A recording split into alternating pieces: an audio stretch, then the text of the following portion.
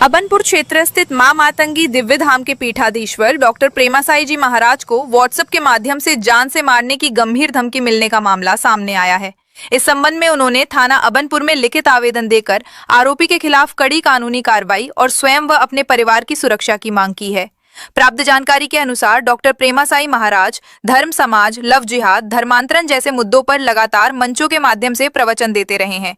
उनके द्वारा समय समय पर हिंदू एकता शोभा यात्रा, हिंदू जगाओ शोभा यात्रा एवं दिव्य दरबार जैसे बड़े आयोजनों का भी आयोजन किया जाता है, जिनमें हजारों की संख्या में श्रद्धालु शामिल होते हैं। आवेदन में उल्लेख किया गया है कि दिनांक 10 अप्रैल 2026 को दोपहर करीब 12:40 बजे जब वे अपने परिवार के साथ केरल में निजी यात्रा पर थे, उसी दौरान उनके व्हाट्सएप नंबर पर एक अज्ञात व्यक्ति द्वारा लगातार अश्लील गाली गलौज करते हुए जान से मारने की धमकी दी गई। आरोपी ने न केवल उन्हें बल्कि उनके पूरे परिवार को खत्म करने की भी धमकी दी।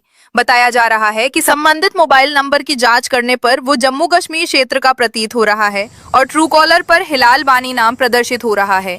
पीड़ित ने यह भी बताया कि पूर्व में भी उन्हें प्रत्यक्ष एवं अप्रत्यक्ष रूप से धमकियां मिलती रही हैं, जिससे उनकी सुरक्षा को लेकर चिंता और बढ़ गई है।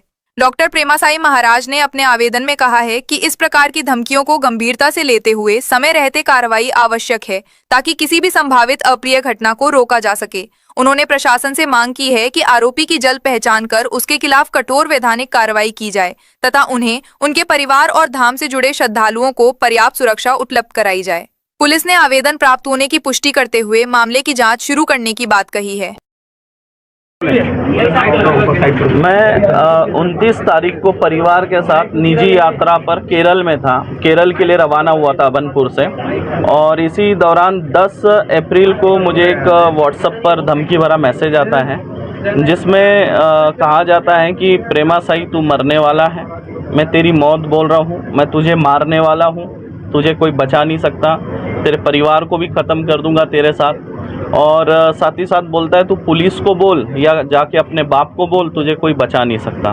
तो वो जो स्क्रीनशॉट वगैरह हैं वो सब आज हमने कंप्लेंट के साथ जोड़कर अबनपुर थाने में दिए हैं, शिकायत दर्ज की है। और लगातार जो है हमारे शिविर चलते रहते हैं पूरे भारत में, और 25-30 हज़ार की अधिक से संख्या में लोग उपस्थित रहते हैं।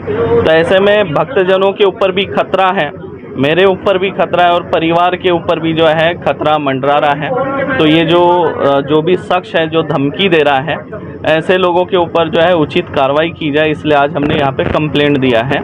लगातार मैं जो है सनातन धर्म के लिए कार्य कर रहा हूँ। हिंदुओं को जगाने के लिए हिंदू एकता यात्रा निकालते हैं, जहाँ भी हमारा शिविर होता है, और भव्य दिव्य यात्रा निकलती है। हिंदू जगाओ शोभा यात्रा हम निकालते हैं। धर्मांतरण के विरोध में हम खुलकर बोलते हैं।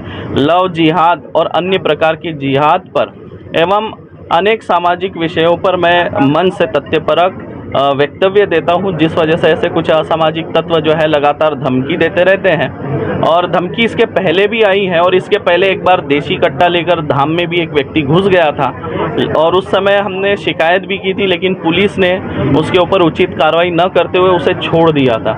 उसके साथ जो देशी कट्टा था उसको भी बरामद नहीं किया और उसको छोड़ दिया गया था। उस समय एक ऐसी घटना बिरेजर थाने में घटित हुई थी।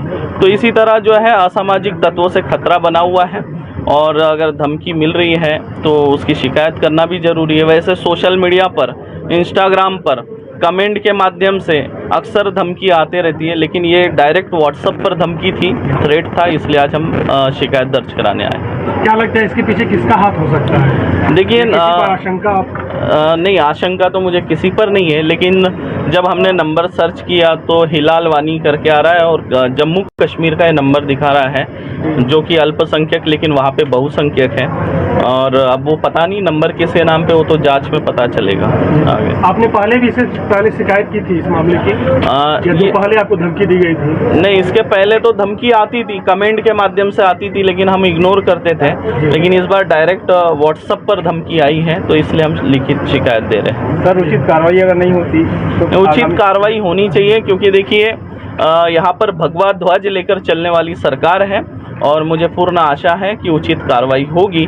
और मैं सरकार से भी मांग करना चाहता हूँ कि मैं सनातन धर्म के लिए कार्य कर रहा हूँ, सनातनियों को एकजुट करने का कार्य कर रहा हूँ। धर्मांतरण के विरुद्ध में लगातार हम शिविर लगा रहे हैं। बस्तर जैसे संभाग में जहां आज तक कोई दिव्य दरबार नहीं लगा है, बीजापुर हो गया, सुकमा हो गया, नारायणपुर हो गया, ऐसे नक्सलग्रस्त क्षेत्रों में जाके भी हम दिव्य दरबार लगा रहे हैं।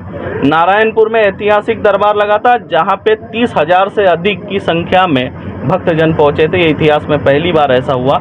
हिंदू जागरा है और जो धर्मांतरण हो रहे हैं, धर्मांतरित हो जा रहे हैं, ऐसे लोगों को हम घर वापसी भी करा रहे लगातार। जो भी अराजक था तो उस पर किस प्रकार की कार्रवाई चाहते हैं? जो भी कानूनी तौर से जो भी संविधान में लिखा है उस हिसाब से उनके ऊपर उचित कार्रवाई की जाए। मातंगी देवी धाम के जो पीठाधीश्वर थे आपके पास आवेदन दिए हैं सुरक्षा कारणों को लेकर, आप क्या कहते हैं इस पर? उनके द्वारा एक आवेदन दिया गया है और जिसमें उनके द्वारा जिक्र किया गया है कि जब केरल के दौरे में थे तो व्हाट्सएप के थ्रू उनको मैसेज आया जिसमें धमकी भरा स्टेटमेंट टाइप से है, तो उसी के संबंध में उन्होंने कार्रवाई को तो आवेदन दिया है।